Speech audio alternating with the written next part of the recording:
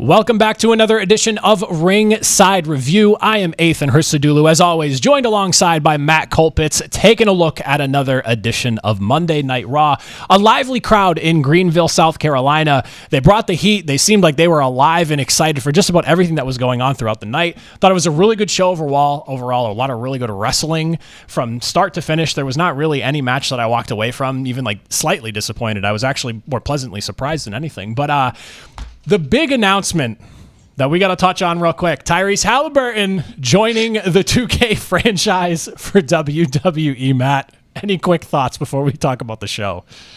Hey, man, sometimes I feel like the most memorable characters in WWE were those like little weird cameo characters. I remember one year it was like Tony, the military guy, and that guy like blew up.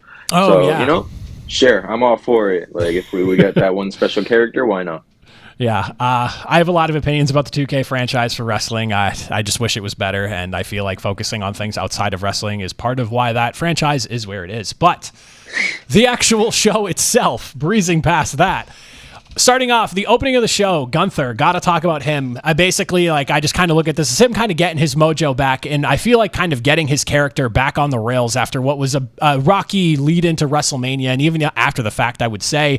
It kind of started to pick back up with Pat McAfee, but him essentially looking Logan Paul square in the eyes and telling him, if you end up beating Jey Uso and taking away my opportunity to win back my championship from Jey, because that seems to be the way he wants to do it, I am literally going to eat you alive on Monday Night Raw. I love it. This is the direction Gunther needs to be. I want to see him be that monster heel, and it seems like he's doing it towards another heel. This is exactly the type of guy that I want. I want to see Gunther just absolutely demolishing anyone that gets in his way en route to trying to win back his world championship. Yeah, man, and I think the best part about it is, like you said, it's a heel versus heel. I love that concept of, like, it does not matter who you are, like, he's just going to run right through you.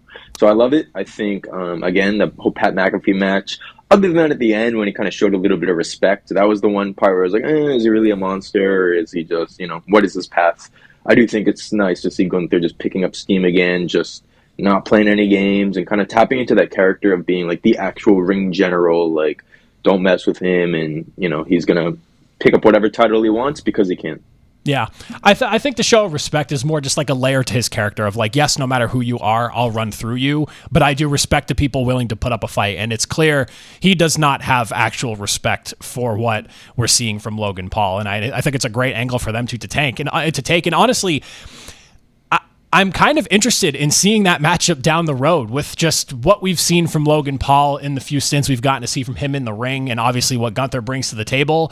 Those are two wrestling styles that obviously will mesh really, really well, being so different between the two, and something that it's one of those things WWE seems to be really good at, where they give you like nuggets of things that you didn't know you wanted until they actually put it in front of you type of things.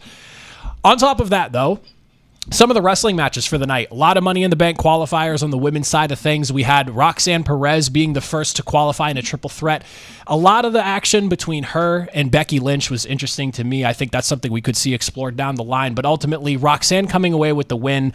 Really excited for her. I think she is excellent for the Monday Night Raw brand. And obviously, once we saw Julia get signed over to the SmackDown side of things, it made a lot of sense. We're going to get probably Roxanne on Monday Night Raw as they split Julia off over to the Blue brand.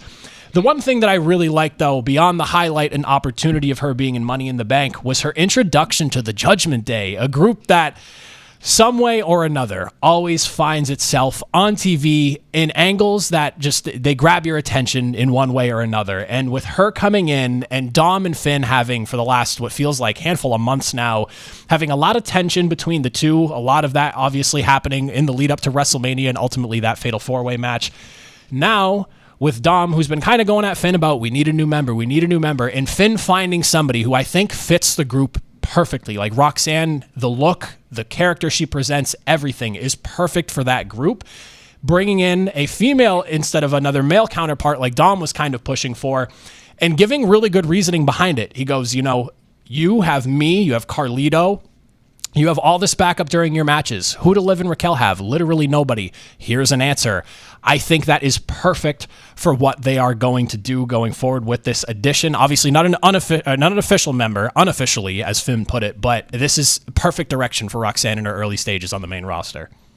Yeah, man, I completely agree. I mean, you even look at JD McDonough. I feel like without the Judgment Day, he would have been, jobbing. He would have been a Yeah, main event. lost in the Like, I shuffle. feel like it's good to be introduced in this fashion because this group has just been on top of Raw for however many years now. And I think the other thing that's exciting is obviously it's only been a week. We don't really know the direction of the storyline, but the whole kind of romance sells at the end of the day. And when Dom was with Rhea, when Dom is now with Liv, if it's going to be a whole like is Roxanne trying to steal Dom type storyline, we know that's just going to be killer, and it's going to bring in the views, it's going to bring in the social clicks. So I absolutely see the direction they're going with this. I was worried when like Julia and Roxanne kind of came onto Raw. They were just taking pins and pins and Yeah, pins. I yeah. was worried. So I'm glad that they both now have split up. They got different directions, qualifying for Money in the Bank. So I'm all for this, and I love this move. Yeah, absolutely. I think it's a great way to get her in there. And the fit was just, as soon as I saw her pop up on the screen with Finn and I saw what they were doing there, I was like, oh my God. Again, another thing. Didn't know I wanted it until the WWE gave it to me. And I was like, this is literally the perfect way to get her rolling. In a group that already has so much tension and it feels like a ticking time bomb, that is absolutely what will spark that flame and really get things going over there. So I'm looking forward to it. And her qualifying for the Money in the Bank on top of it adds an even further layer to this, because if this is an unofficial member that Finn's pushing for, and say she winds up winning the Money in the Bank match, obviously when Rhea Ripley, we'll talk about her in a second with what could end up leading up during that match as well. Like, there's so many seeds being planted right now, and the layers to what this story could turn into, just phenomenal work by Triple H and the booking team. Looking forward to seeing how that goes out. As I had just alluded to, though, Rhea Ripley, the other qualifier for the Money in the Bank matchup, winning her triple threat match. Zoe Stark going down with a really ugly injury that, credit to you, Matt, I actually didn't even realize was happening during the match, and was wondering why Kairi Sane, who's been gone for, was it since like the beginning of the year with her hand injury, why she's eating the pin on her return match. Obviously an audible gets called. Zoe Stark looks like, I mean, I'm not going to speculate here, but the way that leg twisted, not good. Hopefully she's okay. I guess I'm fine with Rhea Ripley being in the match if kind of what I alluded to before is there's going to be some maybe eventual tie back into the Judgment Day, because now with Roxanne being kind of pushed into that direction, her being in there as well, there's got to be some sort of loose connection with that and how it's going to be shaping itself out. My only thing, and I'm curious to hear your thoughts on this, is just, do you feel like this was something that maybe Sane should have won because her being gone for so long and out of action, like this is a good way to get her back into the mix, whereas Rhea Ripley, she doesn't need the Money in the Bank briefcase, and I quite honestly don't want to see her win the briefcase. I feel like that's something that she's kind of gotten past at this point, and I know we've seen established stars win it before. It's just not something that I don't think is necessary other than just adding star power to the ladder match. Exactly, and I mean, you kind of took the words right out of my mouth. I wanted to see Sane win because, again, looking at the promotion for Raw, it was very much like you could look at the two posters and be like, it could very much be like, I know we've been talking about it, like a Becky Hogan and a Rhea Hogan. Like, they're both going to win. These are the easy picks. It seemed like the popular demand were definitely going to be Roxanne and then Kairi Sane. So with that being said, I definitely was more kind of in that popular demand. I was happy to see Roxanne get a win. But then, yeah, I mean, with the injury, you don't know if maybe Kyrie was supposed to win, but then, you're not going to let Rhea take a pinfall clean. Like, there's so much speculation that I guess we'll never know because of the nature of Zoe Stark's injury. But with that being said, yeah, when I said you took the words right out of my mouth, you did, because I just feel like Rhea does not need this. Clearly, as we saw with WrestleMania 41, she can just insert herself into title matches at this point. She has that star power. Yeah. Nobody's going to say, oh, why is Rhea Ripley in the main event? She just belongs there, So I definitely wanted to see a new star get in there. But at the end of the day, yeah, I wasn't thinking about maybe the Judgment Day tie-in. That could be a cool angle.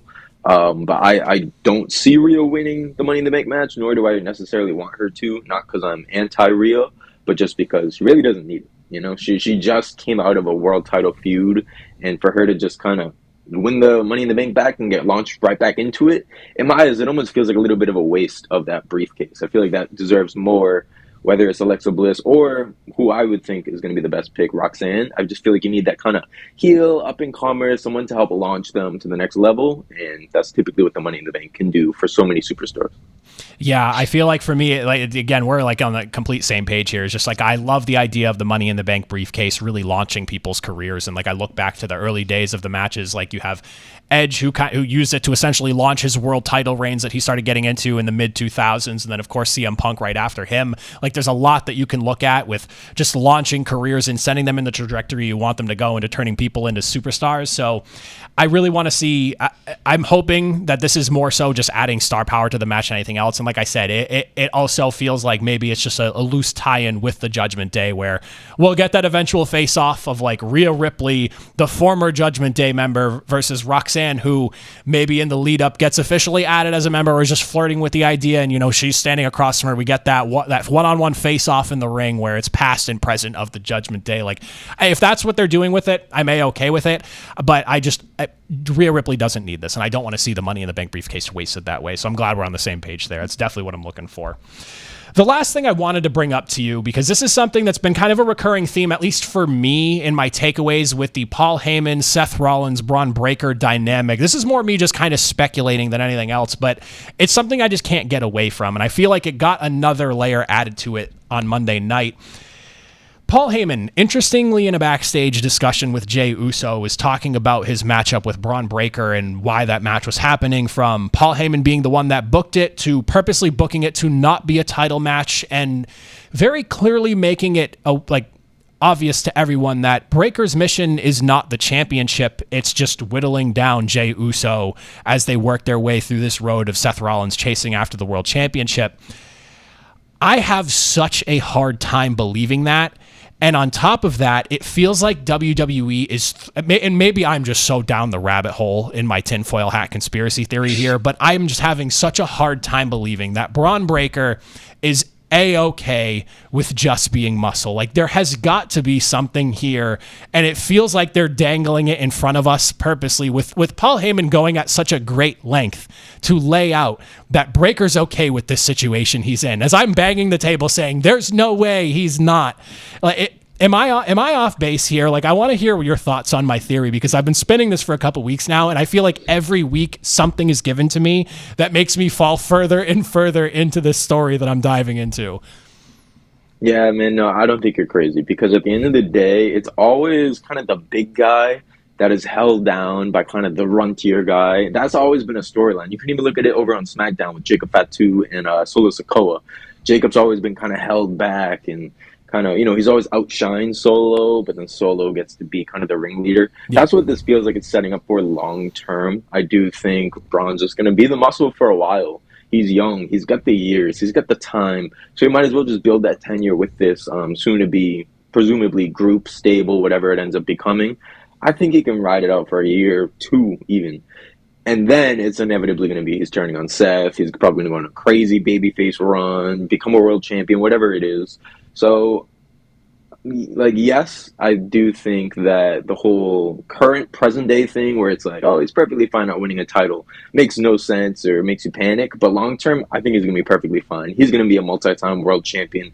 I would be shocked if he's not. So I see the bigger vision, but I know in the present day it's kind of like that. We got to just let it play out. We got to just let Triple H cook with the storylines. And there's going to be moments like this where we're just like, really? That's what Braun's going to do? Or whoever the next member is. If it is Logan Paul, I do just want to bring that back up. He had the backstage segment with Seth Rollins. We'll see if that is going to continue brewing into being a new member or whatnot. But I think we just got to let the group cook and, let the cinema play out. Yeah, see, this to give you an idea as to how far down the rabbit hole I actually am with this. This is one of those things where I'm looking at the tag team match at Saturday night's main event, and I'm going, is there a realm of possibility where some sort of even if it's just small type of animosity between Seth Rollins and Bron Breakker, not being a real team, but slamming themselves together the way they did for this post-WrestleMania run here, if that's something that maybe costs them the match against CM Punk and Sami Zayn. The gears are just turning in my head for this, and it's something that I feel like, I'm diving into this rabbit hole, and I wish I could go back to Evolution days, because I wonder if I was old enough at the time to think the way I do now with wrestling, back then just being a kid enjoying the show kind of thing. But if I could have looked at like Batista and been like, that guy's really okay with being the muscle, like I wonder if I'd be thinking that then, and this is just adult Athan now looking at it and going, does this really make sense here? But I guess we'll have to see. Saturday night's main event, fast approaching, really looking forward to it, and I'm very interested to see how everything plays out, from Logan Paul and Jey Uso to that tag team matchup between Breakker, Rollins, Punk, and Zayn, of course. But that's going to do it for another edition of Ringside Review. Matt, as always, pleasure talking wrestling with you all. If you made it to the end, greatly appreciate it. We'll see you all next time for another edition of Ringside Review.